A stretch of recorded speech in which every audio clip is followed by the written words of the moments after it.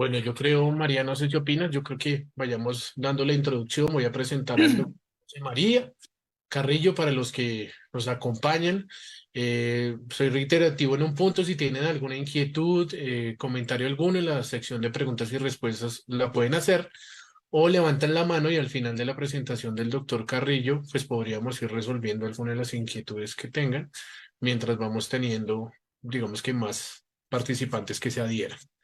El doctor José María Carrillo es licenciado en veterinaria por la Universidad de Murcia, España. En 1997 obtuvo su licenciatura con grado por la misma universidad en el año 1999 y título de doctor por la Universidad San Pablo de Valencia de España. En el 2002 es autor de numerosos artículos y capítulos del libro a nivel nacional e internacional, autor del libro de técnicas quirúrgicas en procedimientos de urgencia y del libro Maniobras útiles en traumatología y ortopedia. Ha participado en numerosas ponencias y charlas magistrales a nivel nacional e internacional y ha participado con más de 100 comunicaciones a congresos internacionales. En la actualidad, el profesor Carrillo es titular del Departamento de Cirugía, de Medicina y Cirugía Animal en la Universidad Cardenal Herrera y vicepresidente de la Fundación García Cugat para la Investigación Biomédica, responsable del área de cirugía del Hospital Clínico Veterinario de la misma universidad. Su principal tema de interés es la medicina regenerativa, el uso de células madre y factores de crecimiento en el tratamiento de problemas osteoarticulares y artrosis. Dirige en la actualidad una investigación sobre el efecto de estas sustancias en los procesos artrósicos, por lo que ha recibido gran reconocimiento científico a nivel mundial. Entonces es un placer para mí darle la apertura al doctor Carrillo para dar inicio pues, a esta linda patología que sin duda alguna a través de Éboli conoceremos una nueva alternativa. Doctor Carrillo. Bien, pues muchas gracias por tus palabras y por la introducción, larga introducción. Eso significa que muchos años llevamos trabajando con todo este tema. Bueno, pues como decía antes María, yo también estoy en España, aquí ya es de noche, así que buenas noches a toda la gente del otro lado del mundo. Vamos a hacer una charla intentando hacer algunas reflexiones puntuales sobre la patología de la rotura del ligamento cruzado anterior en el perro y un poco los puntos que envuelven a esta patología y que todavía no acaban de estar resueltos o las respuestas que tenemos y que hemos ido heredando a lo largo del tiempo sobre este tema no acaban de responder todas las preguntas que nos hemos hecho durante mucho tiempo y nos seguimos haciendo hoy día sobre la rotura del ligamento cruzado anterior. Bien, sabemos que la rodilla es probablemente la articulación más grande, pero también la articulación más inestable que tenemos en el cuerpo. Es decir, es una articulación que está conformada por dos huesos que no tienen congruencia entre ellos. No es como el acetábulo y la cabeza del fémur que encajan, o como el codo y el húmero que encajan, sino que aquí vienen dos estructuras óseas que no tienen una congruencia entre sí. Vienen los cóndilos del fémur y tienen que aterrizar sobre un platillo tibial. Y esa falta de congruencia ósea hace que sea una articulación muy dependiente de estabilizadores externos, como son los ligamentos, la musculatura, los tendones, la cápsula articular, los meniscos, etcétera, etcétera. De manera que es una articulación tremendamente potente, tremendamente importante y muy dependiente de estructuras estabilizadoras ajenas. Dentro de esas estructuras estabilizadoras, uno de los más importantes es el ligamento cruzado anterior. Como sabéis, es uno de los principales estabilizadores de la rodilla. Seguro reconocéis en el movimiento de traslación craneal de la tibia y, como ya habréis oído últimamente, pues también del movimiento de rotación interna en extensión de la tibia con respecto al fémur. Estas son las estructuras que nos importan de la rodilla. Generalmente tenemos dos masas musculares que están haciendo que la tibia se traslade cranealmente con respecto al fémur. Son las fuerzas que vienen del recto femoral y que se transmiten por el tendón rotuliano, y las fuerzas que vienen por los gastronemios que se transmiten en la inserción caudal del fémur. Estos dos vientres musculares, los dos facilitan que la tibia se desplace cranealmente con respecto al fémur en la flexión o extensión. Pero tenemos un contrapunto, y el contrapunto son los isquiotibiales. Estos músculos isquiotibiales son los que van a traccionar de la tibia hacia detrás y por lo tanto son unos buenos ayudantes en el momento de la debilidad o de la ruptura del ligamento cruzado anterior, ¿vale? Es decir, siempre nos estamos planteando y esto es para luego enlazar con algunas preguntas de las que nosotros todavía no vemos que la respuesta esté clara. Siempre hablamos de ese movimiento de traslación craneal de la tibia y siempre se lo achacamos a la inclinación de la meseta tibial, que por supuesto tiene que ver, ¿vale? Pero nunca valoramos cuánto de importantes son los vientres musculares que de verdad actúan en este desplazamiento, tanto el recto femoral como los gastronemios desde el punto de vista positivo, como los isquiotibiales desde el punto de vista negativo. Quizá el equilibrio que hay entre esos isquiotibiales y ese recto anterior y gastronemios, ese equilibrio sea algo importante para que el ligamento cruzado no se rompa o no se degenere, o si tú lo vas a reparar, para que esa reparación sea más eficiente y más efectiva. Es decir, cómo de importante es la musculatura una vez se rompe el ligamento cruzado, o cómo de importante es la musculatura para que el ligamento cruzado sufra y se rompa. Y como os he dicho al principio, es una articulación que depende mucho de los ligamentos y de los músculos, con lo cual, si hay una articulación cuya estabilidad depende de los vientres y del equilibrio muscular, desde luego esa es la rodilla. Y esto lo dejo aquí para luego enlazar con algunas ideas que nosotros tenemos y estamos mejorando, ¿vale? Seguramente que todos los que estáis oyendo esta conferencia y toda la gente con la que habléis o la vea después grabada, ya está haciendo cirugías de ligamento cruzado, porque si hacéis algo de ortopedia y de traumatología, pues el ligamento cruzado anterior es una patología súper frecuente y que aparece, aunque no la busques en la clínica, de forma espontánea, ¿vale? Y generalmente, siempre, yo que llevo tiempo en esto, siempre hay una técnica quirúrgica con la que tú te encuentras a gusto, con la que tú crees que has llegado a tu nivel más alto de resolución, y siempre es perezoso, ¿no? Y es como, ahora intentar cambiar, intentar mejorar de técnica. Pero a pesar de ello, hemos ido cambiando de técnicas, empezamos a hacer las técnicas las over the top, intracapsulares, luego hacíamos las extracapsulares, luego ya pasamos a hacer las osteotomías, y hemos ido dando saltitos de técnica en técnica, y siempre pensábamos que esa técnica que estábamos desarrollando en el último momento era la mejor de todas, ¿no?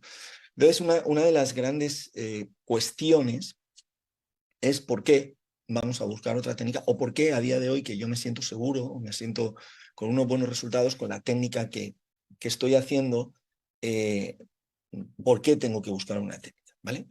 Bueno, la cuestión, os la he puesto en este vídeo mientras hablaba, se pasó un poco, pero quiero que lo volváis a ver otra vez. Todos los vídeos y todas las explicaciones que hemos tenido en medicina veterinaria sobre el efecto y la consecuencia de la rotura del ligamento cruzado anterior ha estado basado en un desplazamiento craneal de la tibia y por lo tanto una inestabilidad de la rodilla, y estaba además endulzado con la gran importancia que tiene la inclinación de la meseta tibial en el perro y la diferencia de la inclinación de la meseta en el perro con la inclinación de meseta en humanos, ¿vale? En cambio, cualquier vídeo que tú veas, como por ejemplo este de la rotura del ligamento cruzado anterior en medicina humana, no solamente habla del desplazamiento craneal de la tibia, que por supuesto lo tiene, sino que además hace mucho hincapié en la inestabilidad de rotación interna de la tibia en extensión. Recordar que el ligamento cruzado anterior es el principal estabilizador del pívot interno. Y esto es en una tibia en la que ya tenemos el platillo tibial recto, no en la de los perros, que tenemos el platillo tibial inclinado, ¿vale? Y esto se conoce desde hace muchísimo tiempo en medicina humana y es exactamente igual en medicina veterinaria. Pero en medicina veterinaria nunca hemos prestado atención a ese movimiento de pivot shift. Bien, esta es una de las causas por las que quizá nosotros tengamos que buscar una nueva técnica, ¿vale? ¿Por qué? Porque el hecho de que nosotros no estemos corrigiendo ese pivote interno hace que los resultados que tenemos hoy día con las técnicas actuales tengan una ventana de error o una ventana de funcionalidad no óptima achacable precisamente a esa inestabilidad de la rotación interna. Y os pongo algunos casos, de manera que yo creo que no hemos llegado al sumum de la técnica quirúrgica, ¿vale? y creo que necesitamos explorar nuevas técnicas, ¿vale? Pero las preguntas serían, bueno, ¿es necesario? ¿Es posible? ¿Mejorará esto los resultados que tenemos y mejorará la agresividad o la invasión que yo estoy haciendo en mis intervenciones? Esas serían las preguntas que deberíamos hacernos para de verdad ver si es necesario, si es importante, si es adecuado intentar cambiar de técnica quirúrgica. Así que os voy a poner algunos ejemplos que yo he valorado antes de empezar con esto y antes de dar estas conferencias para justificar, ¿no?, que quizás sea el momento de buscar otra cosa. Bien, ¿qué conocemos ahora de la función de la rodilla que no conocíamos antes? Pues conocemos que exactamente igual que en medicina humana, la rodilla del perro tiene un ligamento cruzado con dos vainas principales. Una vaina anteromedial y una vaina posterolateral. Y las funciones de la vaina anteromedial y posterolateral son diferentes. Son diferentes a lo largo de todo el movimiento de la rodilla. Son las que soportan las demandas de fuerza, las demandas de carga en diferentes momentos. Y recordamos que la rodilla no es solamente una articulación de bisagra, sino que es una articulación que tiene rotación interna y externa. Y estas dos vainas, colocadas en la zona en la que están, son capaces de absorber y distribuir esas demandas de fuerza de la rodilla en todo el rango de movimiento, ¿vale? Nosotros siempre habíamos pensado en el ligamento cruzado como una única estructura que había que resolver para controlar un único movimiento, que era el movimiento de traslación craneal de la tibia. Y por eso las técnicas quirúrgicas nunca tenían unos resultados óptimos, ¿vale? Vemos en un vídeo que el ligamento cruzado se inserta en la parte caudal del cóndilo lateral y no se inserta en un punto redondo, sino que se inserta en un óvalo donde vamos a interceder con las dos haces del ligamento cruzado anterior y además vemos como en cada momento uno de los haces toma la fuerza mientras que el otro se relaja y luego es al revés, ¿vale? Y vemos aquí en el esquema que tenemos a la derecha que esos rangos de movimiento y esos puntos isométricos valorados a pares, no de uno a uno, ¿vale?, van haciendo que la rodilla pueda ser estable en todo su recorrido, tanto en flexión, en extensión como en rotación interna.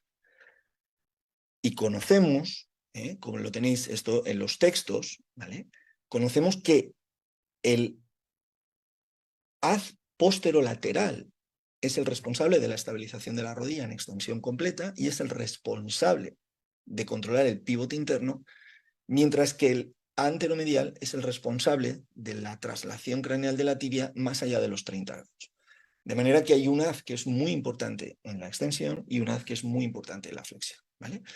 Todo esto que ya se conoce y que no se conocía cuando yo terminé mis estudios, y por lo tanto cuando hice muchas cirugías de rodilla con otras técnicas, hacen que ahora nosotros nos podamos plantear de una manera más razonable si de verdad las técnicas quirúrgicas que yo estoy haciendo están reponiendo la función de la rodilla. Desde luego no están reponiendo la anatomía porque no reponen el ligamento cruzado en su sitio, pero sí están reponiendo la función completa y la función óptima de la rodilla, ¿vale? Parece ser, con lo que ya sabemos, que eso no es así. Y además aparecen algunas preguntas que siguen sin tener una respuesta óptima, ¿vale? Y os voy a poner algunas de las preguntas que yo me hacía y os voy a decir la respuesta que se han ido dando y seguramente que vosotros habéis oído y vamos a intentar valorar si esa respuesta es suficiente, ¿vale? Toda la explicación de que la rotura del ligamento cruzado anterior provocaba una traslación craneal de la tibia y como los perros tienen una inclinación de la meseta tibial mayor, esa inestabilidad es mayor que, por ejemplo, en medicina humana. Nuestra propuesta de tratamiento es que yo voy a poner la meseta tibial recta y al poner la meseta tibial recta, como en medicina humana, la rotura del ligamento cruzado anterior ya no va a ser necesaria de reponer. Pero en cambio en medicina humana, cuando tú te rompes el ligamento cruzado anterior, te reponen el ligamento, aunque tienes un platillo tibial recto, entre otras cosas para compensar esa rotación interna, ¿vale? Y siempre nos han valorado, siempre hemos intentado darle explicaciones a estas cosas con que la TPA es mayor y con que las lesiones están supeditadas a una diferencia entre la anatomía del perro y la anatomía de los humanos, ¿vale? Entonces, si de verdad toda la causa de la inestabilidad es por la inclinación del platillo tibial, en medicina humana, que tienen un platillo tibial así, no sería necesario operar el ligamento. Esa es una de las preguntas que yo siempre me hacía y decía, es que tiene que haber alguna otra cosa. Y la segunda verdad, que es verdad, pero que sigue siendo una verdad a medias, es que el menisco medial solamente se daña, o se daña con más frecuencia, porque está sujeto al ligamento colateral medial, y en ese desplazamiento craneal de la tibia, ese menisco no puede desplazarse hacia adelante y hacia atrás con el fémur, y por lo tanto al volver se queda pellizcado, siempre en el cuerno caudal y siempre con mucha más frecuencia que el menisco lateral, que tiene cierta movilidad al no estar unido al ligamento colateral lateral. Y otra vez recibimos una explicación solamente basada con el movimiento de traslación de la tibia, en este caso endulzada un poco con la estructura anatómica de ese menisco. Pero si esto de verdad fuese así, y esta es la siguiente pregunta que nosotros nos hacíamos, si esto de verdad fuese así, si yo tengo una rotura del ligamento cruzado anterior y en mi exploración quirúrgica no tengo rotura de menisco, si yo le hago una osteotomía que controla ese movimiento de traslación craneal de la tibia, parece normal pensar que ya no voy a tener roturas de menisco posteriores, roturas de menisco tardías, puesto que si la única causa es ese movimiento de traslación craneal de la tibia y yo lo voy a controlar con mi osteotomía, pues no debería romperse el menisco a posteriori. En cambio tenemos como un 25, un 30% de roturas de meniscos tardías. Y parece que falta algo que explique eso, ¿no? Pero siempre, si tú vas hurgando en la literatura, siempre te hablan de lo mismo, lo mismo, lo mismo, lo mismo, ¿vale? Yo os voy a intentar dar una explicación de lo que yo creo que pasa sabiendo lo que sabemos ahora. Cuando la rodilla está íntegra, cuando el ligamento cruzado está íntegro, el eje de rotación interna de la rodilla está justo en el centro, en la zona intermeniscal. ¿Sí? Cuando se rompe el ligamento cruzado anterior, ese eje de rotación se desplaza hacia el menisco medio. ¿De acuerdo?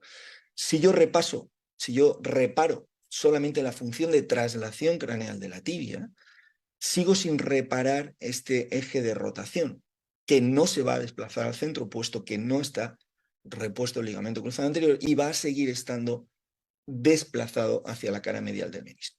Entonces, esto sí me explica por qué pacientes que no tenían el menisco roto en su exploración quirúrgica, después de hacer las osteotomías, tienen roturas tardías de menisco. Y no me vale el cuento de que se desplaza la tibia hacia adelante, porque ese movimiento ya está bloqueado, ¿vale? Esas roturas tardías de menisco, desde mi punto de vista, están relacionadas con una no corrección del pivot shift.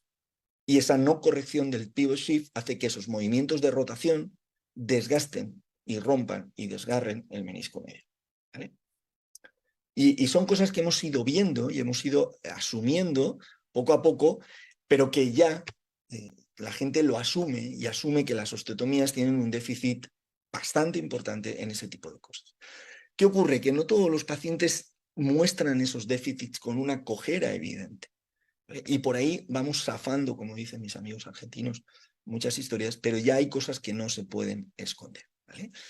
Durante muchísimo tiempo se promulgaba y se promovía, y si no lo hacías, parecía que eras un proscrito, puesto que sabías que el 30% de los meniscos después de una osteotomía se iban a romper, pues la propuesta era rómpelo tú directamente, el meniscal release, rompe tú el menisco, libéralo para que no se dañe, y de esa manera, como tú ya lo has roto, pues ya no se va a romper. Y durante muchos años esto era una práctica habitual. Los más antiguos del lugar, pues seguramente habréis oído hablar de esto, ¿vale? Bien, y hoy se sabe que romper el menisco no es un acto baladí, no es algo que pase de forma inocua y que va a suponer una osteoartritis muchísimo más grave que si no lo haces. Es decir, hay un montón de cosas que se han ido diciendo, se han ido poniendo parches. Oh, como se va a romper el menisco, pues mejor rómpelo tú. Bueno, claro, no colon, no colitis, ¿no? Rómpelo tú antes y así no vas a tener problema de volver a tenerte. Es decir, se han ido haciendo muchas cosas que de verdad, para mí, dicen que yo creo que hay que revisarlo todo otra vez a ver si lo que estamos haciendo es lo correcto. Porque en medicina humana la técnica que se está haciendo ahora es la misma que se hacía hace 70 años. Es decir, solo han evolucionado en mejorar los anclajes, en hacerlo por mínima invasión, pero no han empezado a dar tumbos de hacer una osteotomía o poner un extracapsular o alguna cosa de esas, ¿no? Siempre han hecho lo mismo y han reparado tanto la función como la anatomía. Además salen trabajos, y cada vez hay más trabajos que dicen que los cambios que nosotros hacemos en procedimientos de osteotomía no son cambios inocuos. Cuando tú cambias el eje, el platillo tibial, el avance de la tibia, las superficies de cartílago cambian la carga de peso. Y acordaros que la rodilla está diseñada y estructurada para repartir ese peso con unos meniscos, de manera que si yo cambio el eje de inclinación de la tibia o cambio el eje de avance de la cresta, estoy cambiando las fuerzas de carga. Y esa carga no se va a ir a esas zonas que ya estaban preparadas para recibir y distribuir la fuerza, sino que van a ir a otras zonas cuyo cartílago no tiene el grosor o la competencia para recibir esas fuerzas y por lo tanto provocan una mayor degeneración de la. ¿Vale? Pero además, y yo hablo con mucha gente, yo oigo a mucha gente hablar, yo oigo incluso a mucha gente dar conferencias y dicen cosas, aseveran cosas que a poco que vosotros leáis y leáis con criterio, os daréis cuenta de que no son ciertas. ¿Vale? Hay gente, seguro lo habéis oído, ¿no? Pues la TPLO es mejor que la TTA. Sí, literal.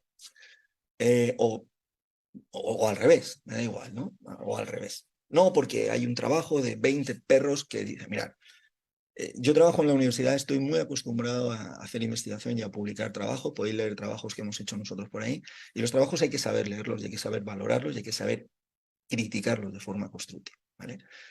Un trabajo de 20 perros operados en China no sirve absolutamente para nada, pero tampoco en Estados Unidos, ¿de acuerdo? Cuando tú quieres tener un criterio poderoso y quieres tener un criterio con el que tú puedas aseverar algo, te tienes que ir a los niveles de evidencia 1. Y eso está claramente estipulado en ciencia. De manera que si tú quieres decir algo coherente, ¿vale?, sobre las diferencias de, por ejemplo, dos técnicas quirúrgicas, te tienes que ir a un metaanálisis, es decir, un estudio de estudios, donde se valoran todos los estudios, se van sacando del medio estudios que no tienen congruencias, ¿vale? Y te quedas con una serie de estudios y sobre eso puedes ejercer una opinión más o menos valiosa sobre cuál es la realidad actual, ¿vale? Este trabajo está publicado en noviembre del 2022, no tiene ni un año, y es el primer metaanálisis que compara la osteotomía de tibia con el avance de la tuberosidad tibial. Bien, en este trabajo, si vosotros lo leéis, dice que las dos técnicas son iguales, sin diferencias significativas, y que hacen falta muchos más estudios para diferenciar o para evidenciar cuál de estos dos comunes procedimientos es el mejor. De manera que esto es un ejemplo de que tú oyes una cosa y la gente luego lo va repitiendo como si fuese un papagayo, pero en realidad hoy día no hay evidencia científica poderosa que te permita decir que una técnica es mejor que otra. Lo que sí os digo yo es que las dos técnicas no corrigen la rotación interna, eso es seguro, ¿vale? Pero además hay trabajos que la gente no habla de ellos y que estos trabajos precisamente no están... la gente que los escribe no son sospechosos de tener odio a la osteotomía, porque hacen muchas, pero son trabajos que llevan publicados 5 o 6 años de los que nadie habla y que dicen que las subluxaciones y las incongruencias articulares, después de estudios estáticos y ahora con estudios dinámicos, son algo relativamente frecuente después de las cirugías de osteotomía. Y esto nadie habla, ¿no? Y nadie dice, ostras, pues quizá las osteotomías no son tan inocuas como nosotros pensábamos, ¿vale? O sea, está publicado que el 30% de los pacientes tienen inestabilidad. ¿Y por qué tienen inestabilidad? ¿Vale? Las respuestas son, no, pues no lo sé, porque mi TPLO está bien hecha, todos, seguro, todos mis pacientes a los que yo he hecho TPLO han mejorado, o mi TPLO se ha quedado en 6 grados, o en 7 o en 8, por lo tanto está bien hecha. ¿Sí? Yo no dudo que la TPLO esté mal hecha. Lo que dudo es que la TPLO sola, en ese caso, sea suficiente para mejorar el caso clínico. Fijaros, en este caso, este es de un compañero, este perro tiene una TPLO hecha y no tiene traslación craneal, pero fijaros el pívot que tiene. Este perro está cojo después de haberle hecho una TPLO bien hecha, perfecta, estupenda, una técnica quirúrgica exquisita. Pero el perro está cojo, y está cojo porque tiene una inestabilidad medial de la, ¿vale? Estos animales rondan casi el 15-20% de los animales que vamos a encontrar, y unos demuestran más y otros demuestran menos ese tipo de coge, ¿vale? Fijaros cómo caminan estos perros. Lo he bajado, no es un caso mío, lo bajé de internet, para que veáis cómo se le va la rodilla. Y lo que vemos es que todos estos estudios están publicados, ¿vale? ¿De acuerdo? Es decir, fijaros en este, como este vídeo igual, se nota la inestabilidad posterior, ¿vale? Y cuando Artrex, esta es una placa de Artrex, está añadiendo un agujerito ahí, ¿vale? Que no es para poner un tornillo, es para poner un tirante, ¿eh? Eso es de la página web de Artrex, ¿vale? Es para poner un tirante, para poner un tie rod, que también lo venden ellos, para evitar ese movimiento de rotación interna. Es decir, ya los diseños de placas de TPLO, como es este, esos diseños de placa están introduciendo estos agujeritos para que si tú una vez has hecho la TPLO y notas que tienes esa rotación interna por cubrir, le puedas enganchar un tie rod al agujerito, esta no tiene el agujerito, al agujerito nuevo, y estabilizar esa rotación interna en la rodilla por la cara lateral. Así que a la pregunta de ¿es necesario buscar una nueva técnica? Pues hombre, yo creo que sí. Yo creo que sí, porque hay un montón de flecos que siguen sin resolverse. Como lo que toda la culpa es de la traslación craneal de la tibia, de la TPA, que el menisco se rompe solo porque hay un movimiento de traslación y está sujeto al menisco medial, y porque las roturas tardías de menisco nadie sabe cómo se explican, y pues para que no se te rompa le haces un release, y porque hay animales que siguen teniendo inestabilidad en la rotación interna después de la TPLO, de la TWO, de la CBLO, de lo que sea, ¿no? Y algunos de esos vídeos son de la página web de Artrex, y Artrex saca una placa con un agujerito para que le pongáis a atrás. Por lo tanto, yo creo que sí es necesario buscar algo que se ajuste más a lo que hoy día demanda la medicina, que es una resolución anatómica, funcional y fisiológica, y si es posible, pues hacerla por mínima invasión, ¿vale? Además hay cosas incongruentes. Por ejemplo, en esto está todo el mundo de acuerdo. Si yo en lugar de tener una rotura del ligamento cruzado anterior, tengo una avulsión, como es este caso, ¿veis? Aquí tenemos una avulsión del ligamento cruzado anterior, buscar en los libros, buscar en las publicaciones, la primera recomendación es reinsertarlo, reponerlo en el sitio. No es haga usted una osteotomía, haga un avance de cresta tibial, póngale una extracapsular. No, es repon el ligamento en su sitio, ¿vale? Es decir, si esta es la primera recomendación para una avulsión, ¿por qué cuando el ligamento se rompe y no se avulsiona, nos complicamos la vida en lugar de repararlo en el sitio, ¿vale? Esta es una avulsión, aquí la tenéis, ¿vale? No son frecuentes, pero a veces ocurre. Este es el ligamento cruzado, enterito, con las dos vainas, este es el hueso donde se avulsionó y ahí tengo un huequito donde lo vamos a fijar. Pues lo vamos a fijar en su sitio, y le vamos a poner una grapita y un... ¿vale? Y fijaros cómo se queda puesto en el sitio y este perro se recupera totalmente con una técnica de sustitución, de reimplantación. Pero en cambio, si el ligamento cruzado se rompe por la mitad, pues hacemos otras cosas. Que de verdad no tenemos posibilidades de tener un ligamento que yo pueda insertar con las suficientes garantías en la articulación y que se comporte de forma similar al ligamento nativo y que pueda soportar esas fuerzas mixtas de flexión, extensión, rotación, porque a lo mejor sí tenemos ese ligamento ya. Y no solamente tenemos el ligamento, sino tenemos los anclajes lo suficientemente fiables como para resolver eso exactamente igual que si hubiese sido una avulsión, ¿vale? Aquí tenéis el caso clínico y este perrito se recuperó muy bien, ¿vale? Fijaros en este cachorro, en este cachorro, no es un cachorro, es un perro, ¿vale? Fijaros en este perro, camina sin cojera, todo perfecto, ¿vale? Pero cuando para, ¡pum!, levanta la pata, ¿lo veis? Este perro, si veis su vídeo de exploración, es un paciente que no tiene flexión tarsiana, que no tiene cajón en flexión, que tiene un poco de cajón en extensión y que tiene una rotación interna en extensión. Por lo tanto, tiene rota la vaina posterolateral del ligamento cruzado anterior, ¿vale? Es un perro que habéis visto que andando no cojea, pero el propietario sí dice que, bueno, que nota que apoya menos la patita, ¿vale? En estos casos, a día de hoy lo que haces es pues, una osteotomía, un no sé qué, es decir, no valoras que el perro tiene una vaina entera, tiene la vaina posterolateral, la vaina enteromedial entera. Entonces, ostras, ¿por qué no valoramos esto y aprovechamos esa vaina que todavía está entera? Una de dos, o para intentar regenerar la otra, o para reparar solo la otra, ¿vale? Es decir, si yo tengo esta vaina entera, claro, si esta está rota y la otra está buena, esa se inserta aquí, ¿veis? Y esta la tengo buena, porque no solamente reparo la que está rota, como en este caso, yo aparto la vaina que tengo todavía entera que me va a servir y solamente reparo la otra. Esto seguramente me va a dar más garantías de que la resolución va a ser mucho más fisiológica y va a ser mucho menos potente. Todas estas cosas, como os digo, ¿por qué no las intentamos revisar a ver si de verdad hoy día tenemos este tipo de implantes?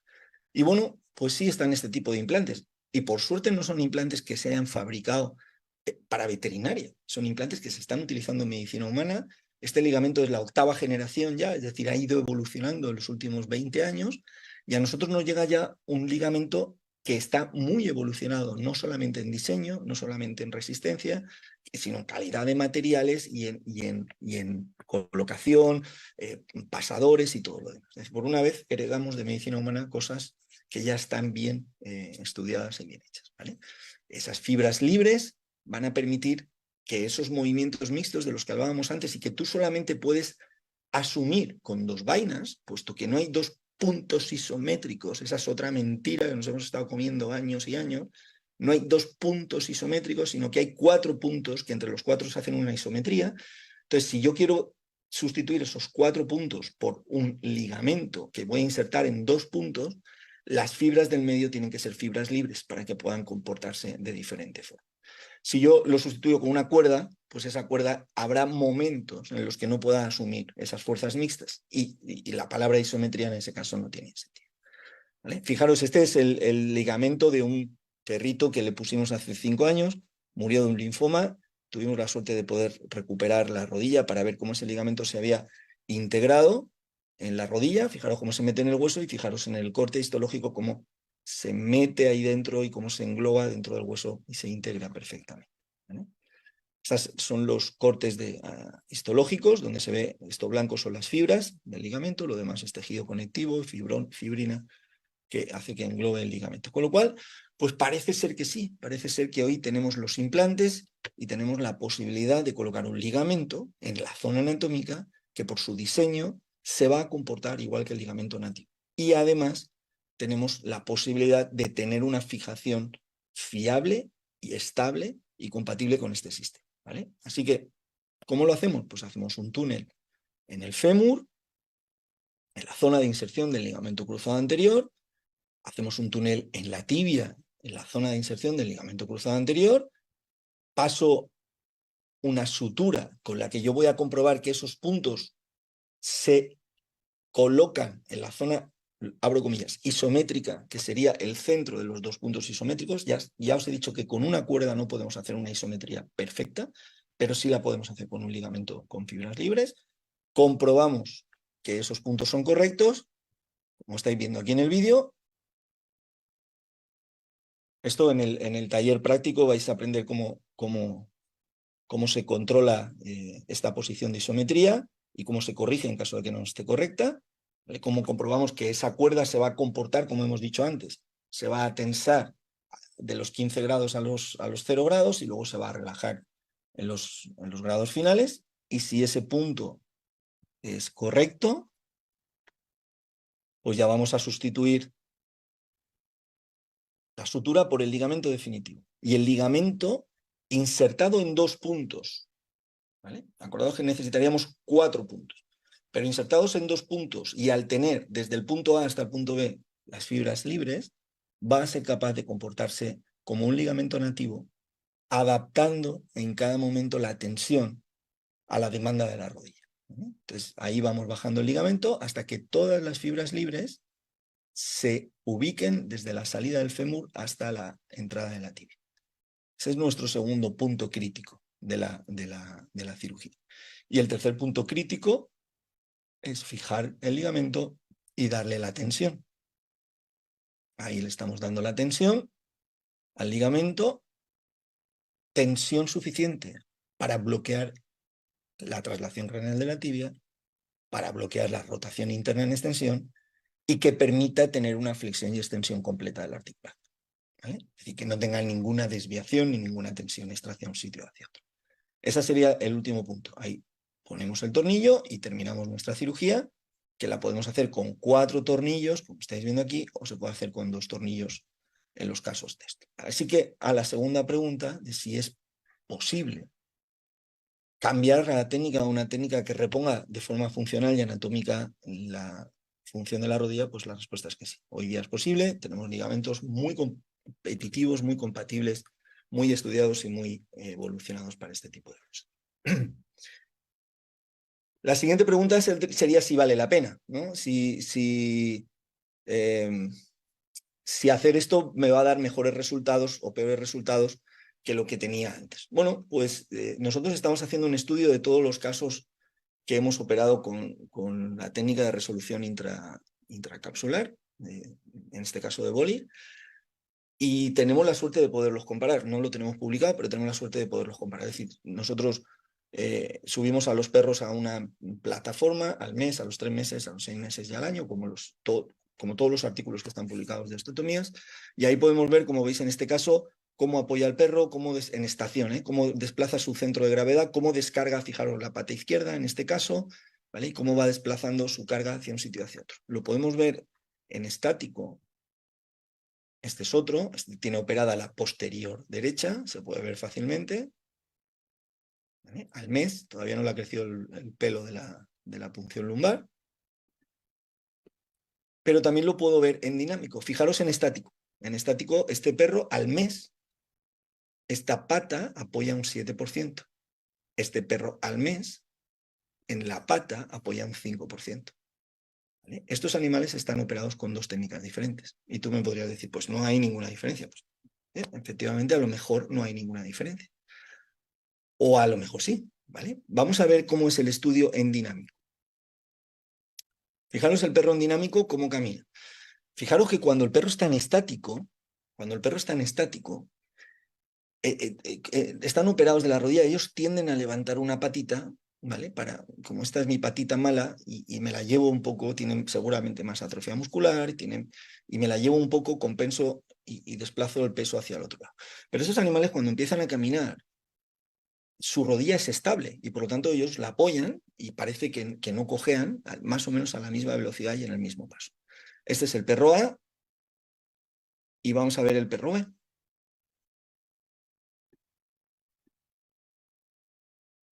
Opa, espera que se fue para atrás.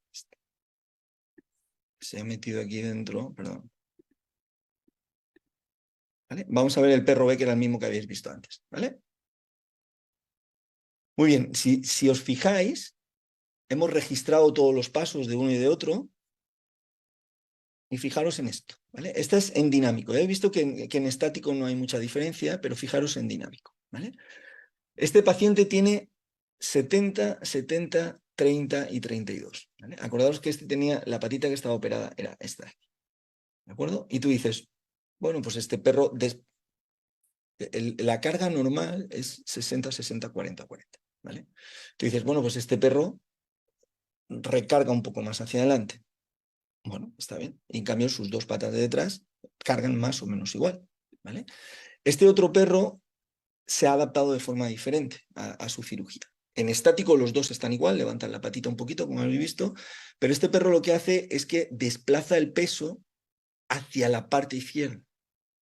Es decir, 35 era la pata operada, 51 es la otra, 57, 63. Y si veis su centro de gravedad, tanto el punto caudal de la grupa como el punto central están desplazados hacia el lado izquierdo. Mientras que si veis el otro caso, su centro de gravedad andando no está desplazado hacia un lado o hacia otro, está un poco desplazado hacia adelante, ¿vale? Bien, ¿esto qué significa? Estos son 2 casos puntuales, ¿vale? Uno está operado con la intracapsular, el otro está operado con una osteotomía. ¿Esto qué significa? Significa que la corrección dinámica del andar de los pacientes es más fisiológica. Es decir, no sobrecargan, no desplazan hacia un lado para descargar esta pierna, sino que con la pierna se sienten cómodos y lo que hacen en algunos casos es desplazar un poco hacia adelante, ¿vale? Pero su distribución de carga, su distribución de peso, su centro de gravedad es bastante más homogéneo. Cuando tengamos todos los datos los vamos a publicar, pero sí os puedo decir que a la pregunta de si esto es mejor o peor, pues no es peor. ¿Vale? Lo voy a dejar ahí por no meter más información ahora, pero no es peor. Los perros se recuperan súper bien, se recuperan en tiempo y forma mínimo similar a todo lo que estamos acostumbrados hasta ahora, pero es cierto que cuando hurgas un poco más en la dinámica del paso, en la dinámica del paseo, en los cambios en el centro de gravedad, en cómo compensa los andares cuando tienen una cojera. Y estos estudios no se podían hacer antes porque antes los pasábamos por la plataforma de fuerza, que era una baldosa, y solo tenías el estudio de la pisada, ¿no? De cómo de fuerte pisa o cómo de fuerte se impulsa. Pero ahora podemos ver no solamente cómo de fuerte pisa o se impulsa, sino de cómo evoluciona su cuerpo, su sistema musculoesquelético al andar con una rodilla que está estabilizada de una manera y una rodilla que está estabilizada de otra manera, ¿no? Y esto es muy importante y esa publicación va a ser muy interesante. Mientras tanto, os estoy pasando casos que hemos operado y como veis no son perros precisamente pequeños, perros grandotes, algunos con rotura muy crónica. Este perro tenía una rotura de más creo que este tenía 7 meses roto el ligamento cruzado.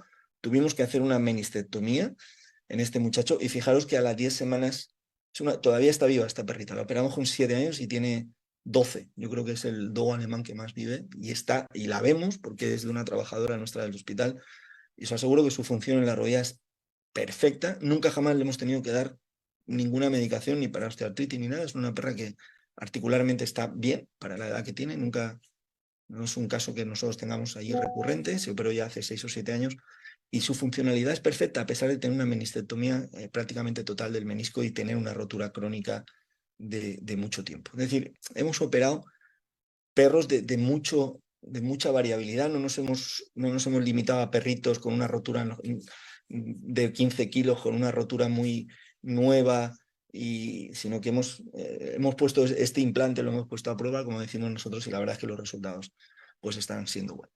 Así que a la pregunta de si mejorará los resultados actuales, pues desde luego no son peores. Esperemos al artículo que tenemos que recabar y que estamos recabando, pero yo creo que os sorprenderá no solamente la recuperación, sino el tipo de recuperación que tienen estos animales al reponer también la compensación de la rotación interna de la red. Y por último, la gran pregunta. Y todo esto se puede hacer por mínima invasión, porque como os decía, parece que por ahí va el camino, ¿no? Ahora ya todo el mundo con la laparoscopia, ¿verdad?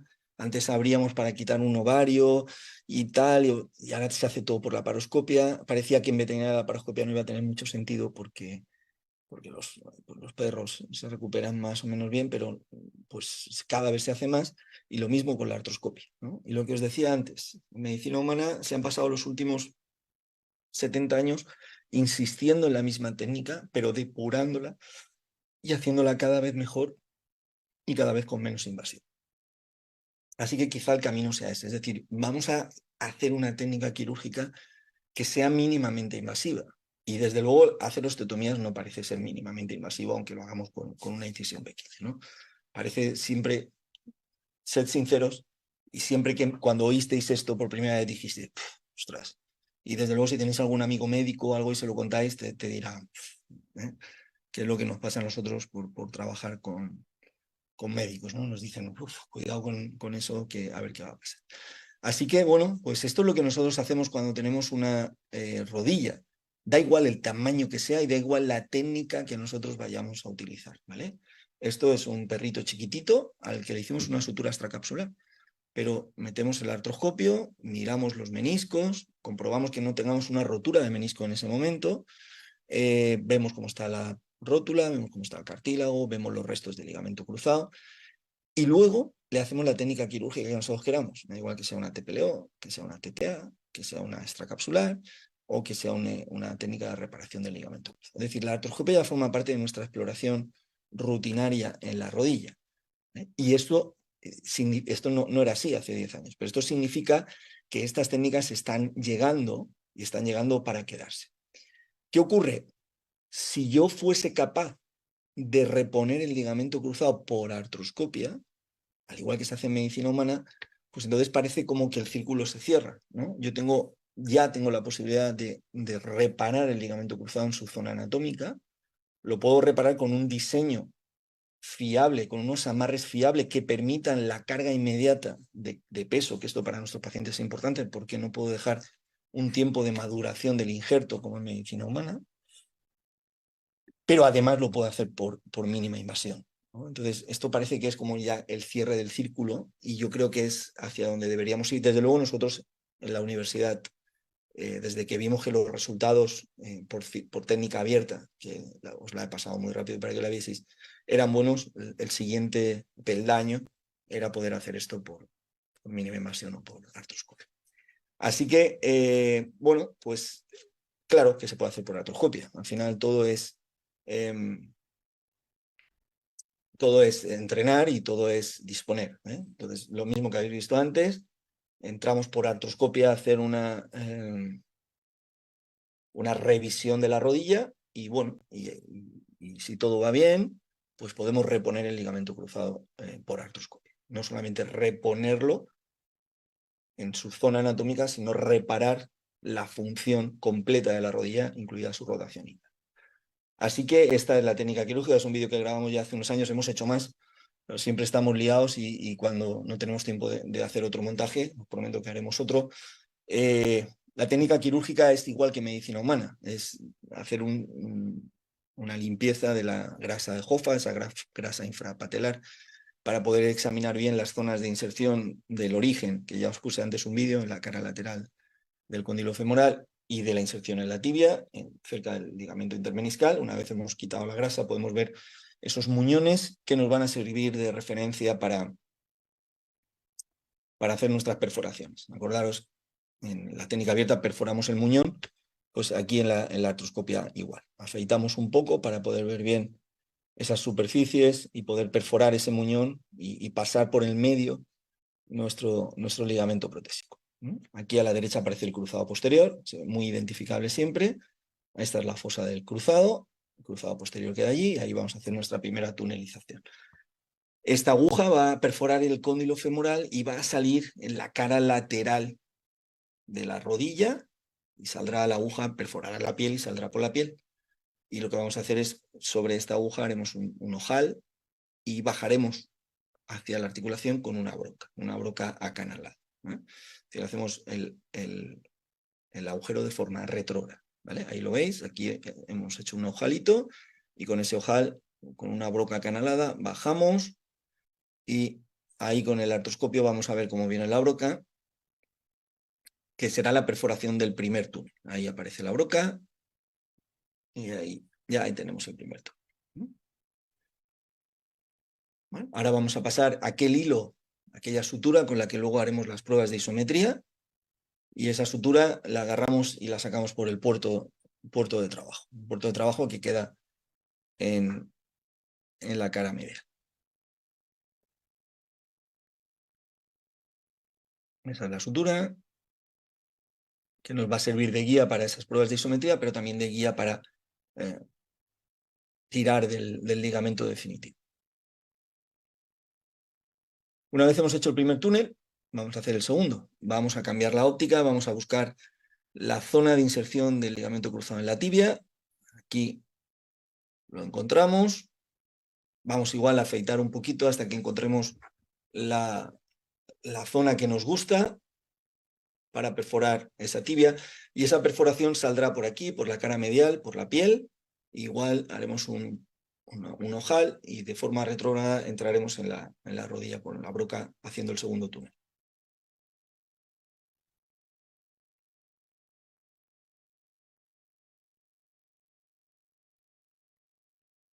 Ahí buscamos la zona y perfecto, vamos para abajo. Igual que antes, pasamos primero la aguja y luego de forma retrógrada pasamos la broca.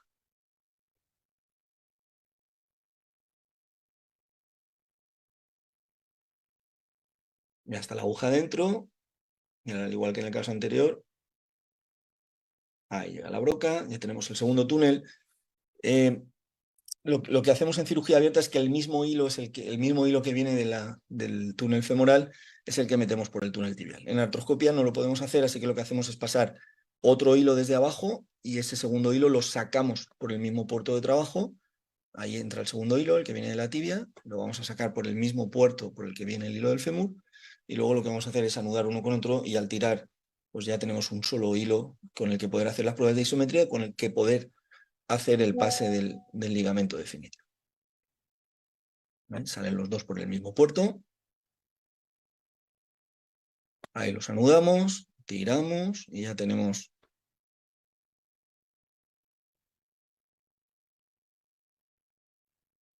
el túnel completo.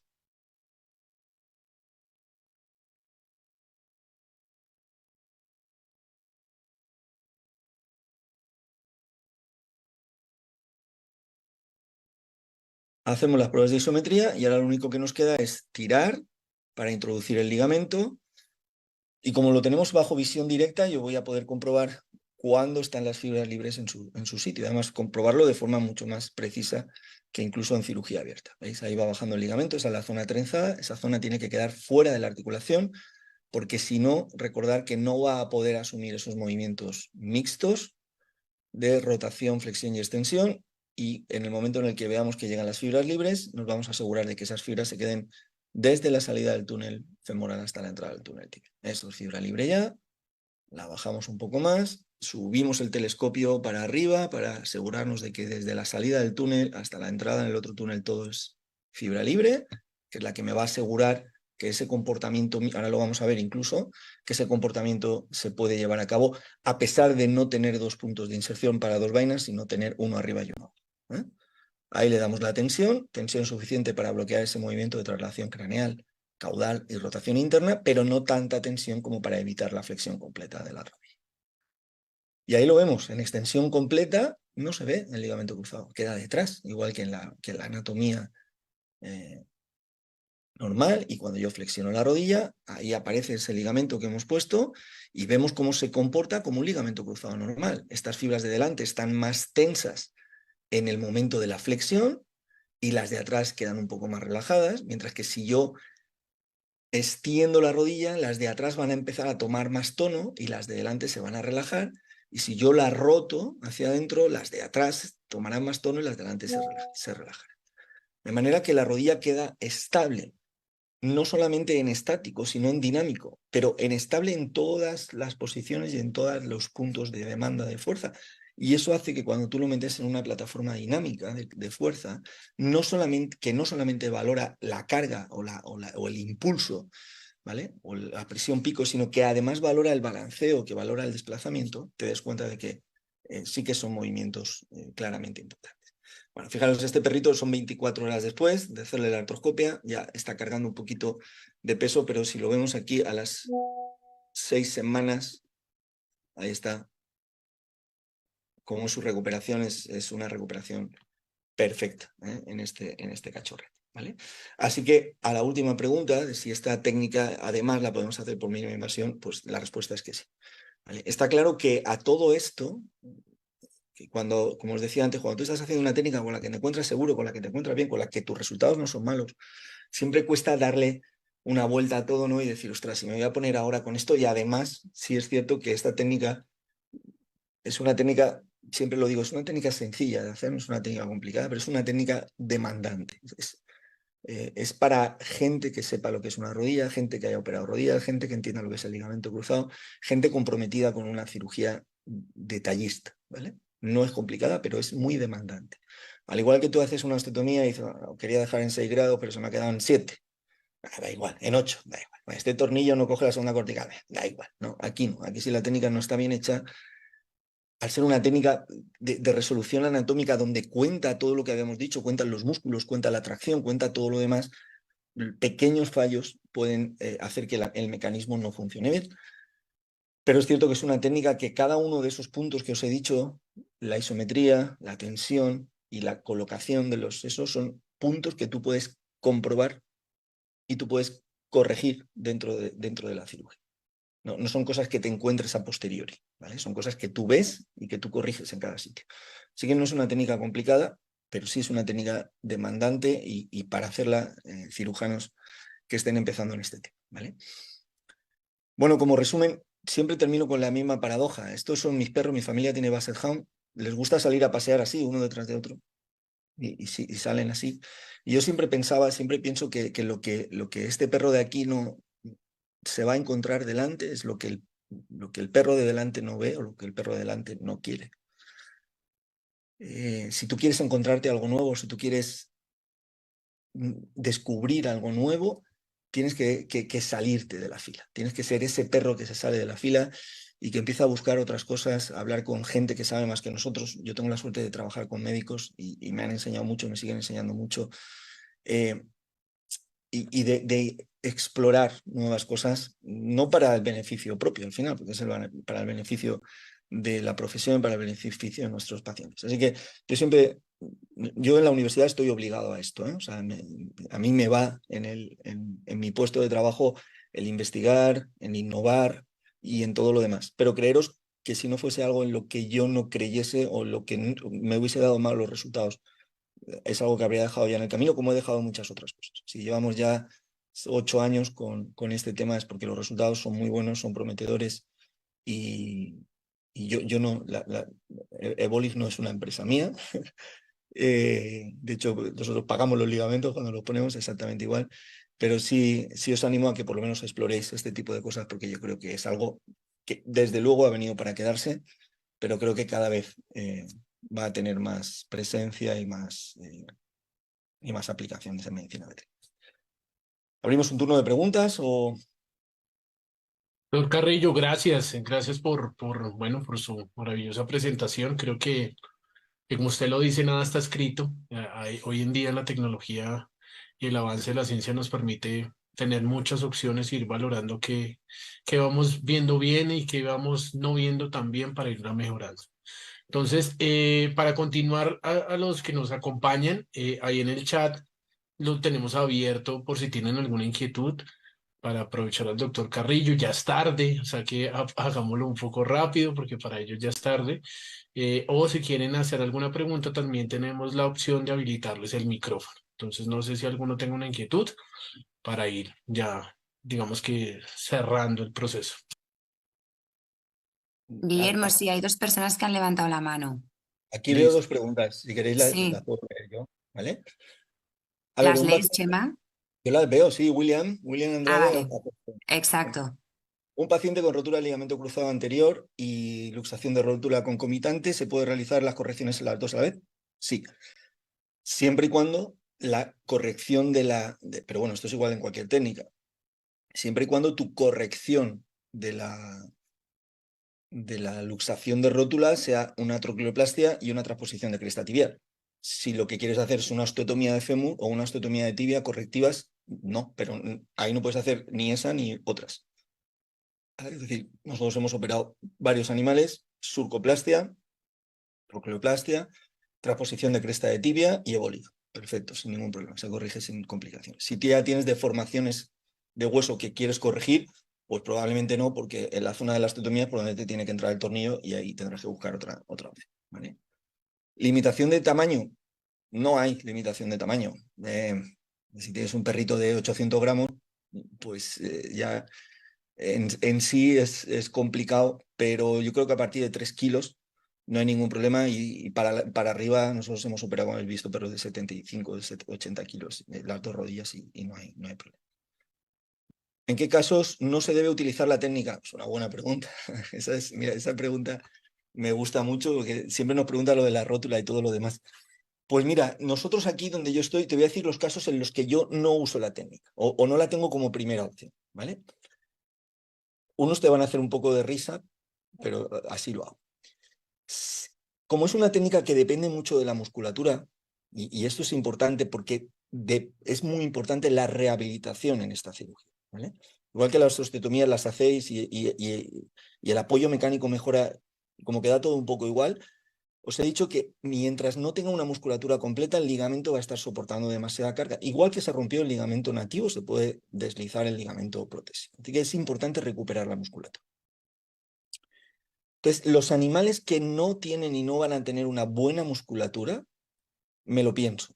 Por ejemplo, pacientes hipotiroideos o pacientes con Cushing, cuidado, ¿vale? Porque lo vas a reponer bien, va a estar bien, el perro va a ir todo bien, pero nunca va a ganar el músculo ese que tú necesitas para que la técnica acabe de tener una estabilidad buena, ¿no? Y a lo mejor pasan 2 años y dices, la rodilla sigue estando un poco laxa, ¿no? Estos pacientes me lo pienso, sobre todo si tienen de verdad una clínica muy importante de atrofia muscular o de baja tensión muscular.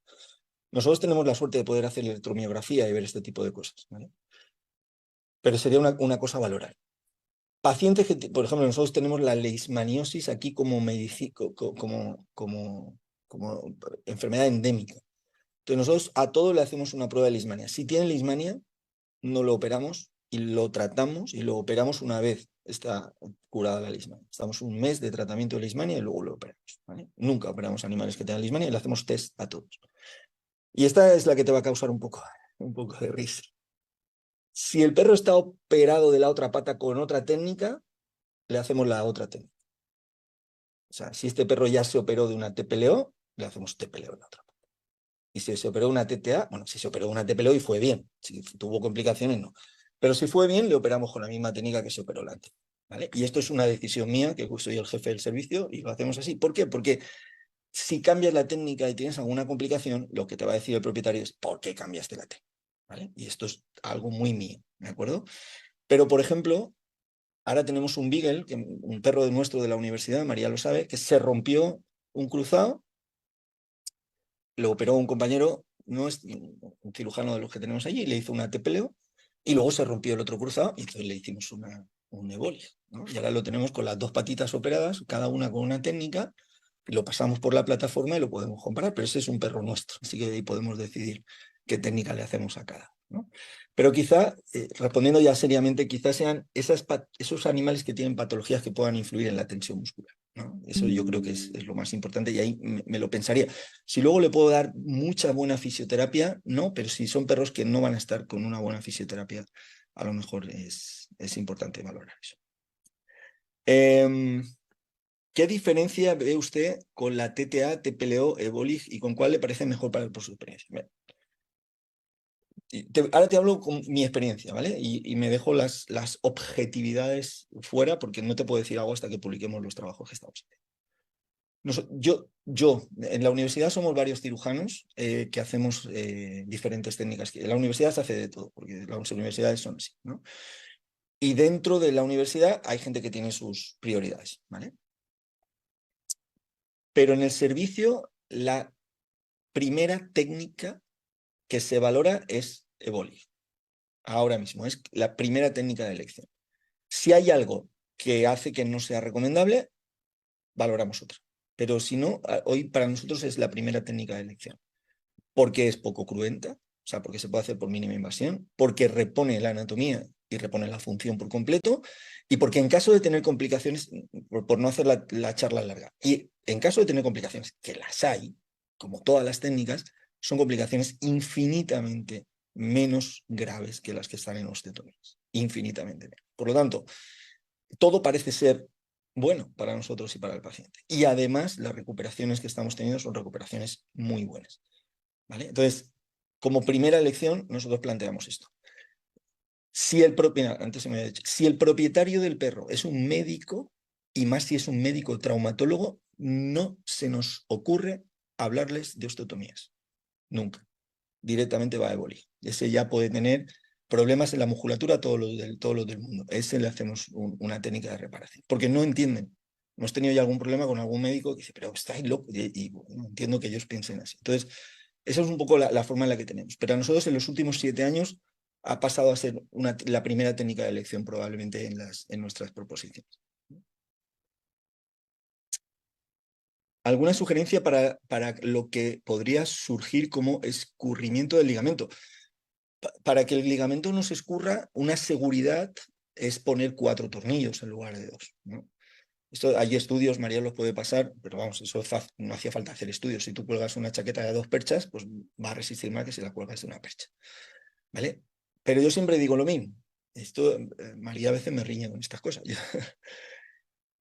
Que el ligamento se deslice, si tú has hecho bien la técnica quirúrgica y el hueso no es un hueso que esté edematizado, que tenga osteoporosis, o sea, si la técnica está bien hecha y todo está bien, con 2 tornillos la técnica es suficiente, ¿vale? Pero tú tienes que tener mucho cuidado en el posoperatorio del perro. Y vuelvo a lo de antes, tiene que tener un buen control, una buena fisioterapia y todo lo demás.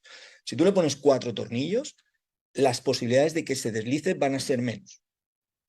Pero si no tienes cuidado con el perro, se puede deslizar. Es decir, si yo tuviese que apostar a algo, apostaría a un buen cuidado del perro. Y luego me dices, y además 4 tornillos. Claro, cuanto más azúcar, más dulce. Pero no pondría 4 tornillos con la idea de que eso me va a quitar la responsabilidad de cuidar el posoperatorio. O sea, pensarlo de esa manera.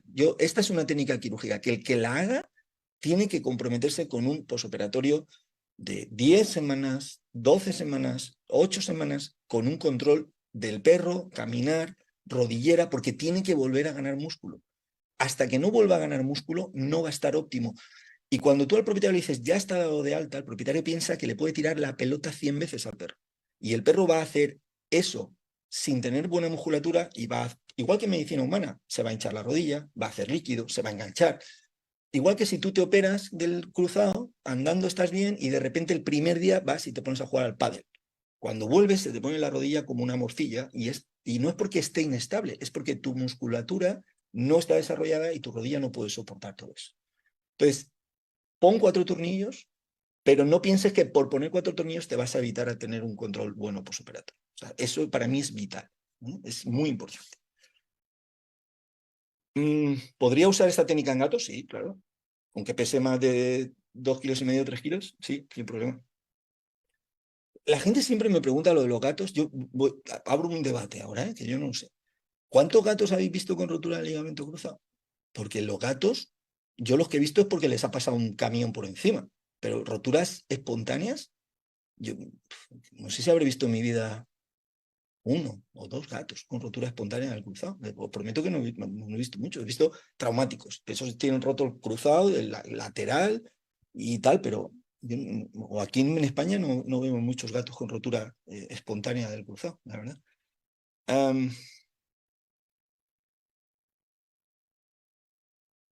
Con respecto a la TTA y la TPLO, ¿cuáles son las complicaciones, infecciones, tal, no sé qué, no sé cuánto? Mira, yo te digo mis números, ¿vale? Nosotros tendremos operadas 150 rodillas ya y hemos tenido una infección.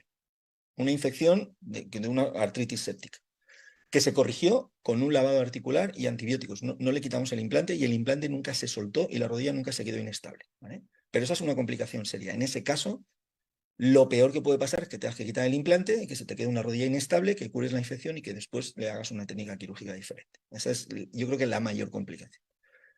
Tuvimos una rotura temprana de ligamento, fue una reacción a cuerpo extraño. El perro desintegró el ligamento como si le hubiésemos puesto algo, lo desintegró, así que lo operamos y le hicimos otra técnica quirúrgica. Y hubo una rotura tardía del ligamento a los 2 años de un perro que tenía roto los 2 cruzados. Es verdad que cojeaba más de una pata que de otra. Le operamos uno de la pata que cojeaba, se recuperó. Es verdad que la otra pata cojeaba muy poco. Y la propietaria desapareció, nunca le operamos la segunda pata y volvió a los 2 años porque el perro volvía a cojear de las 2 patas. Entonces rompió el que le habíamos puesto 2 años antes, entonces le operamos los 2. Esas han sido las 3 complicaciones que yo catalogo como graves porque necesitaron de 2 de reintervención y la otra de un lavado articular y antibiótico. No hemos tenido más complicaciones que requieran reintervenir. ¿Vale? Hemos tenido, pues se infecta un punto, hace líquido la rodilla, hay que ponerle hielo, algunas cositas de esas, pero todo muy, muy leve. Si tú lees en el metaanálisis ese que te he pasado las complicaciones que hay en TPLO y TTA, bueno, pues siguen habiendo un 1% de complicaciones catastróficas. Catastróficas significan amputación, eutanasia, de ese tipo de cosas. En TPLO creo que es el 0,8 y en TTA el 1,4. También están divididos, en ese metaanálisis lo tienes, están divididos por peso. En los perros grandes, si lo lees bien, te da algunas pistitas. Sería bueno decir, pues yo en los grandes voy a hacer esta y no esta porque las complicaciones son más. Este trabajo creo que te lo podemos pasar ahora a la gente que lo lea. Yo creo que lo tengo aquí en PDF. Si no, yo te lo pasé, María, o sea que lo tienes que tener en el WhatsApp, se lo pasa así que la gente lo lea. Y ahí te vienen todas las complicaciones que están publicadas en TPLO y TTA. Han evaluado al torque de los tornillos de anclajes. Esa pregunta no la entiendo. Al torque. ¿Qué significa el torque? Debe ser como la rotación, o sea, que el tornillo, sí, no salga o mantenga su resistencia.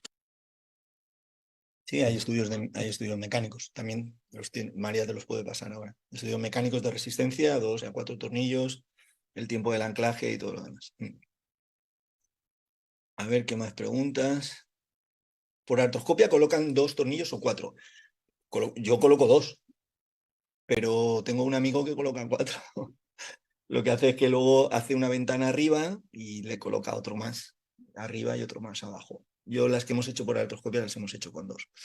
Porque es como que si le abro luego arriba para poner un tornillo cruzado, como que pierde un poco la filosofía, ¿no? Pero se puede hacer con 4, con una pequeña invasión arriba y una pequeña invasión abajo.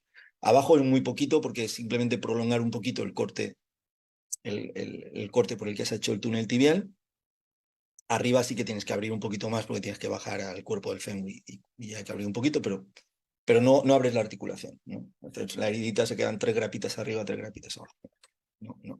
Lo puedes hacer si quieres. Si lo hacemos por artroscopia, lo hacemos con 2 y hacemos fisioterapia intensa. Bueno, las complicaciones ya os he hecho un resumen de las que hemos tenido graves o que yo considero graves. Y a ver... ostras, Diego, llevo 2 años haciendo la técnica abierta y estoy haciendo la curva por artroscopia. Diego, un consejo. Vacúnate contra la frustración con la artroscopia. Porque tela marinera, ¿sabes? O sea, yo todavía cuando nos ponemos con la artroscopia digo, bueno, a ver cómo sale el día hoy. Porque no tiene ningún secreto, en realidad es pericia, pero la pericia, ganarla a un veterinario que hoy haces una artroscopia de rodilla, mañana castras un gato, o pasado mañana quitas un tumor de bazo, al otro tiene fístulas anales, pues la pericia tarda en cogerse, ¿no? No es como los médicos que todos los días hacen 20 y en 3 meses están hechos unos cracks en esto. Pero bien, enhorabuena, enhorabuena, me alegra mucho. A ver, usar los bulones de hidroxiapatita y armar el ligamento natural, ¿cómo se hace en humana? Esto me lo ha preguntado mucha gente, yo te voy a dar mi opinión. El ligamento natural en humana, yo trabajo mucho con médicos, ¿vale? Y sé cómo se hace, sé los resultados y sé el posoperatorio que tiene. Los pacientes que están operados del ligamento con un autoinjerto o un aloinjerto, me da igual que sea hueso, tendón, hueso, isquiotibiales o lo que sea, necesitan un tiempo de maduración del implante. Un tiempo de maduración del implante que generalmente está descargado de peso. Es decir, la gente que han operado de cruzado, durante las 6-8 primeras semanas tienen una férula de descarga, no apoyan peso. Luego apoyan peso con descarga, con porcentajes de descarga, y todo ese tiempo están en el gimnasio haciendo cuádriceps y es decir, ganando la musculatura que luego va a ayudar a soportar el injerto y por lo tanto la maduración. Nosotros en eso tenemos un hándicap súper importante con nuestros pacientes. El paciente sale del quirófano y tiene que cargar peso, ¿vale? Y si tú tienes un injerto que precisa de una maduración y esa maduración precisa de una recuperación muscular y todo eso precisa de una descarga, creo que no va a dar los resultados que da este ligamento protésico, porque no te permite el apoyo de carga temprano. En medicina humana es el gol estándar hacer un autoinjerto o un aloinjerto incluso, pero porque cuentas con la colaboración del paciente en la maduración del injerto. Es mi opinión. Pero en medicina humana también se ponen como primera opción los EBOLIG, los ligamentos de Lars. Esta es la evolución del ligamento de Lars. Es cierto que no en el mayor de los casos, que está como el 1 o el 2% de todos los casos mundiales de rotura del ligamento cruzado se operan como primera opción con un ligamento protésico y hasta un 3% como opciones secundarias. Cuando tú ya le has puesto un autoinjerto de la rodilla derecha, luego le has hecho el injerto de la rodilla izquierda, luego le quitas los isquiotibiales. Hay gente que han operado de rodilla 8 veces y ya no quedan injertos en tu cuerpo para poner más y ya no te ponen de cadáver, pues te pones uno de estos, ¿no? Hasta un 3% en las cirugías mundiales de reintervenciones, ¿no? Bueno, pues ese porcentaje es una barbaridad de cirugías. Es mucho más que lo que operamos nosotros en perros a cabo de un año. O sea, el 3% de las cirugías mundiales de cruzado es una burrada, ¿no? Y esos pacientes van bien y tienen una carga inmediata. Pero si tú les pones un injerto biológico, necesitan la maduración. Y yo creo que ahí tendríamos un problema.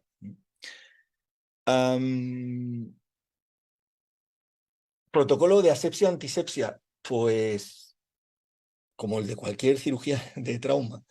O sea, el quirófano tiene que estar limpio, acondicionado, el lavado del material, el material estéril, los guantes, todo eso tiene que ser pulcro.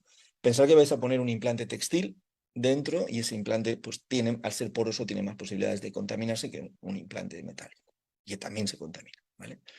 Entonces, pues, hacer una cirugía como mandan las normas de Halsted, todo bien trabajado, y lo que hacemos nosotros es poner una dosis alta de antibiótico intravenosa, 44 miligramos por kilo de cefalosporina en la primera dosis y 22 a la hora y 22 a las 2 horas. Y luego cuando sale le mandamos a cefalosporina a casa 4 o 5 días, esa es como la pauta general. Como recomendaciones, ¿qué hacemos? Pues cuando ya hemos hecho los túneles y todo está comprobado y todo está bien, lavamos todo bien, bien, bien, y al momento de pasar los ligamentos ponemos un nuevo paño quirúrgico, nos cambiamos los guantes, limpiamos todo de sangre, o sea, y se queda como una zona nueva, pasamos el ligamento, ya queda pasar, atornillar, cerrar y salir, ¿no? Y lo lavamos todo y lo hacemos todo. Y últimamente, pero esto he hecho 4 casos solo, cuando hago eso, paso el ligamento y termino todo, tomo un cultivo y un antibiograma. Tomo un cultivo, de la última parte, cuando todo está lavado, meto allí un hisopo y cojo un cultivo y lo guardo. Porque si hay alguna infección, pues ya lo tengo ahí y lo puedo usar. La fuerza de colocación del tornillo, lo tienes que meter hasta que el tornillo se queda enrasado con la cortical. No necesita fuerza. Si tú sigues dándole vueltas, el tornillo va a entrar hasta adentro. O sea, no tiene un tope, no tiene cabeza con la que tiene tope ni tiene fuerza. Tú vas dándole vueltas y el tornillo pasaría y se metería en la articulación.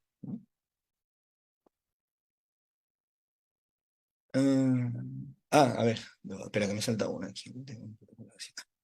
Si tuvieras hoy un paciente para realizar cirugía de cruzado felino 6 kilos, ¿esperaría los 15 días para el curso o le entraría con una técnica? Pues, hombre, yo si lo tienes, opéralo, ¿no? Yo qué sé. Lo siento por María porque va a vender un ligamento menos, pero yo creo que vas a tener suficientes casos para operar y si ya tienes el gato y el pobre está cojo y tal, pues, no sé. Yo lo operaría y haría el curso, luego entrenaría con cadáveres. No pensar que vais a salir del curso sabiendo pilotar el avión, ¿vale? Vais a salir del curso sabiendo cómo van los mandos del avión. Luego hay que meterse un poquito en la sala de disección y hacer una rodilla y ver cómo me queda, hacer las radiografías. O sea, yo creo el curso es como, ¿no? Como cuando te dan el carnet de conducir y el primer día que sales con el coche a la calle dices, hostias, ¿no? Ya, pues igual, ¿no? Entonces, yo creo que hace falta un poquito de madurarlo después todo y a lo mejor el gato no puede esperar tanto, ni te va a encontrar a ti con la destreza y con la habilidad que seguramente merece. Así que yo lo operaría y espérate que vas a tener casos idóneos de aquí a un mes, mes y medio y te vas a poder lucir con esto. A ver qué me queda. Muchas preguntas hoy. Este es un grupo bueno, ¿eh? Algunas cirugías de bolis por artroscopia se dificultan más o no queda con el 60% hacia atrás la posición del tornillo. Sí, yo he visto alguna también. Sí, a ver, si no está bien hecho, el comportamiento del ligamento no va a ser óptimo. Esa es la verdad. Eso no significa que el ligamento se vaya a romper o que se vaya a deslizar o que el perro se vaya a quedar cojo, ¿vale? Pero sí significa que si se rompe, es que no estaba bien hecho. O si el animal no va del todo bien es porque no estaba bien puesto. O sea, la técnica, si se hace por artroscopia, es para hacerla igual de bien que si la haces por abierto. Si no, no vale la pena. Es decir, lo que tú le vas a ganar a una mínima invasión no te va a compensar lo que vas a perder por una zona que no es isométrica.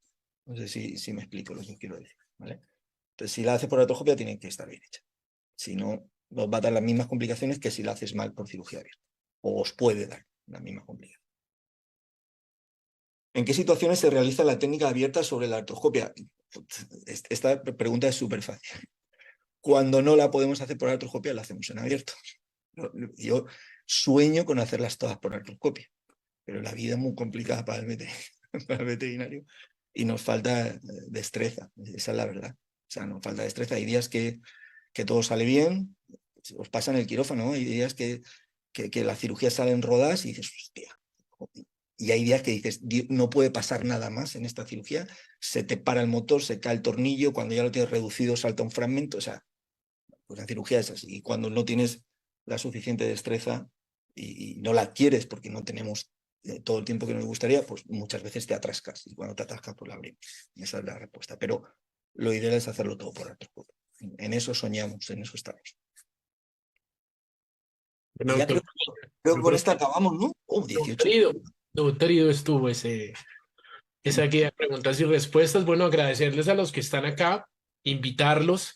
Yo creo que ya es bien tarde para ustedes, invitarlos a los participantes. Estamos ya próximos a cerrar nuestras inscripciones. Hasta el 24 de noviembre vamos a tener una tarifa especial a los que se quieran pues vincular dentro del curso de Evoli el 4 de diciembre y a finales, digamos que en continuación con el proceso también tenemos el curso de artroscopia que el doctor Carrillo nos va a acompañar, entonces también a los que estén interesados. No sé si finalmente, pues desde CLEM invitarlos, creo que es un centro que hoy en día todos los profesionales de Colombia y Latinoamérica tenemos la posibilidad de visualizar, de usar y sin duda alguna tener una plataforma de formación continuada que como tú lo dices, son como los carros, hay que hacer muchos kilómetros y muchos kilómetros para que ese motor despegue de la mejor forma y así es que lo que tenemos, yo creo que hacer la mayoría de profesionales que nos interesan estas áreas de la traumatología, la ortopedia y bueno, cirugía en general. María, no sé si tengas algo para abonar y comentar. Nada, súper buen webinar, José María Carrillo, muchas gracias.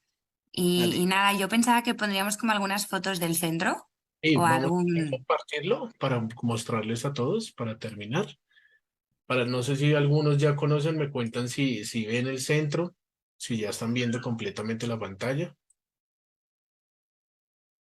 ¿Lo ven? Sí, listo. Fundación CLEMI es un centro de investigación latinoamericano enfocado a cirugía invasiva, pero obviamente hemos explorado todas las áreas o las experticias, digamos, del ámbito quirúrgico. Por tanto, digamos que está abierto a todas las especialidades.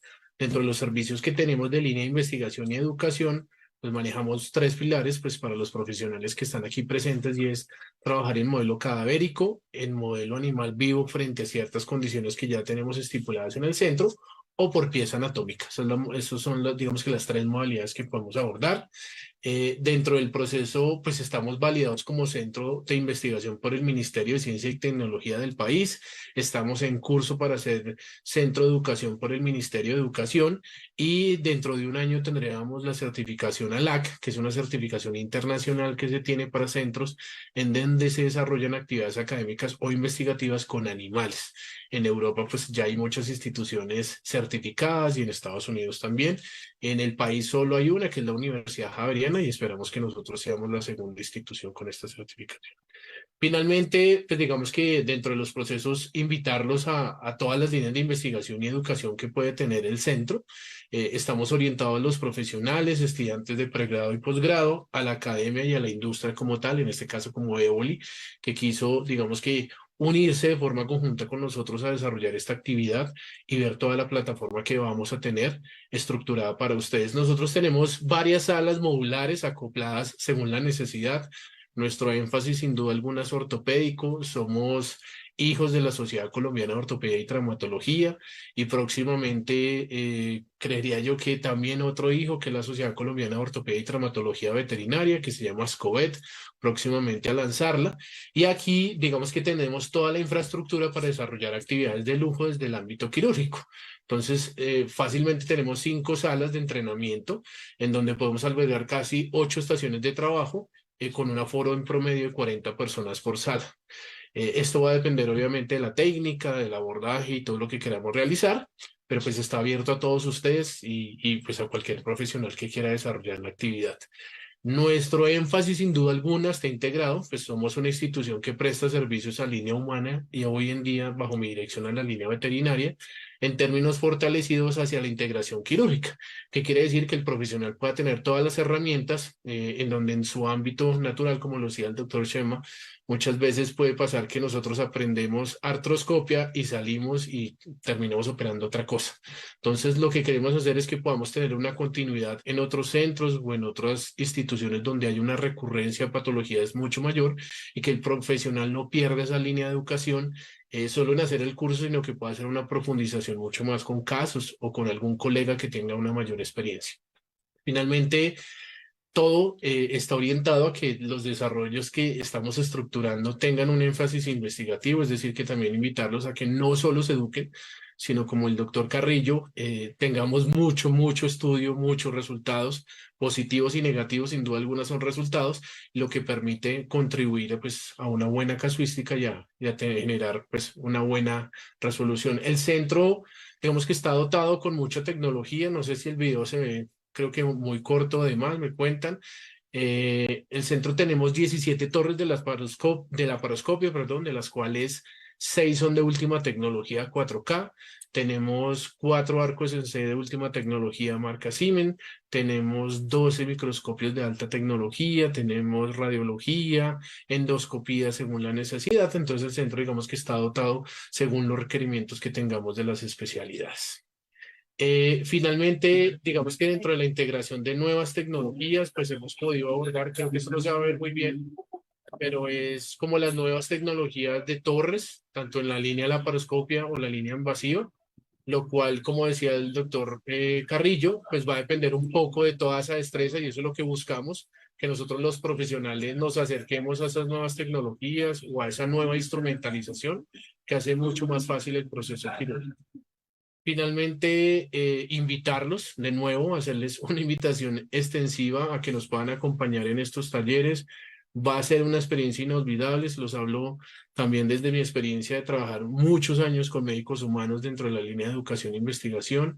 Hemos tratado de extrapolar un poco todos esos resultados que hemos tenido en medicina humana y traerlos al servicio de medicina veterinaria. Entonces, tenemos unas zonas en donde alojamos también pacientes, como les digo, tenemos una fase de investigación in vivo o también para pacientes que más adelante el profesional que tenga interés pues se contactará conmigo y le contaré más en detalle cómo son los procesos con pacientes ya vivos y cómo son, digamos que algunas restricciones y obviamente algunos escenarios educativos de auditorios y demás que nos permiten pues desarrollar de forma más estructurada todos estos procesos. Finalmente, nada, la experiencia en la línea veterinaria está siendo gigante. Creo que no solo es un tema en Europa, sino es un tema mundial. Hoy en día creo que las mascotas están llamando la atención hasta en los médicos humanos, que por ahí vi conectado al doctor Diego Ochoa, es un ortopedista con mucha casuística y que tiene la oportunidad hoy también de integrar todos sus conocimientos en medicina humana y de eso se trata. Hoy Fundación Clemi tiene las puertas abiertas a la línea veterinaria por ese interés, porque nos podamos formar de la mejor manera y porque sin duda alguna hoy en día las mascotas hacen parte ya de un integrante más de la familia que merece toda su atención y sin duda alguna nosotros los profesionales somos los responsables de eso. Agradecerles, no sé María, si quiera cerrar con algo más, ya es de noche, doctor Carrillo, muchísimas gracias por su tiempo, por su excelente charla y bueno, esperemos que todos estén invitados al evento. Sí, Guillermo, si tienes algún contacto